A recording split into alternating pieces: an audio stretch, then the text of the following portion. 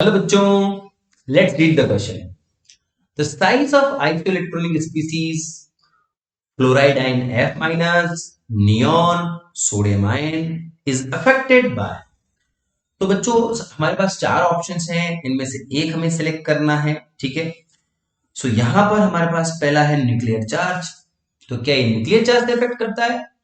तो isoelectronic species के लिए बच्चों ये ध्यान रखना है कि इनमें नंबर ऑफ इलेक्ट्रॉन तो सेम है, मतलब इलेक्ट्रॉन इलेक्ट्रॉन के बीच में जो रिपल्शन है वो तो फिक्स है भाई।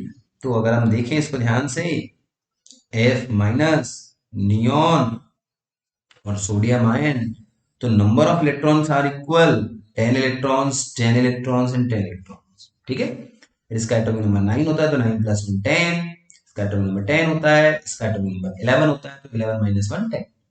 लेकिन नंबर ऑफ प्रोटॉन अगर आप देखेंगे तो यहाँ 9 है, क्योंकि number of protons are equal to atomic number. So 9 10 11।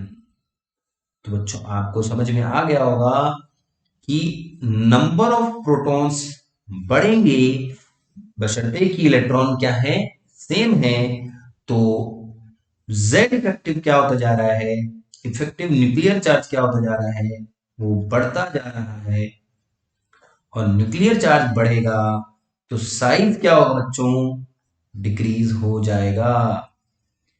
तो इस तरीके से हम कह सकते हैं कि इनके साइज को अफेक्ट करने वाला फैक्टर कौन सा है, nuclear charge, effective nuclear charge.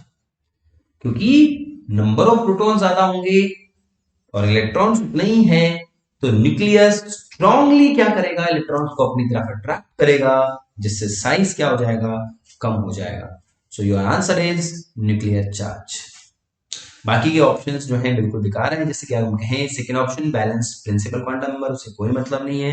Electron electron interaction in the outer orbitals, उससे भी कोई मतलब नहीं है, क्योंकि आइसो इलेक्ट्रॉनिक है तो सेम चीजें रहेंगी, इलेक्ट्रॉन इलेक्ट्रॉन इंटरेक्शन उनका बराबर रहेगा।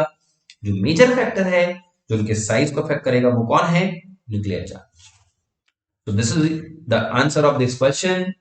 आई होप आपको ये समझ में आया होगा। Thank you.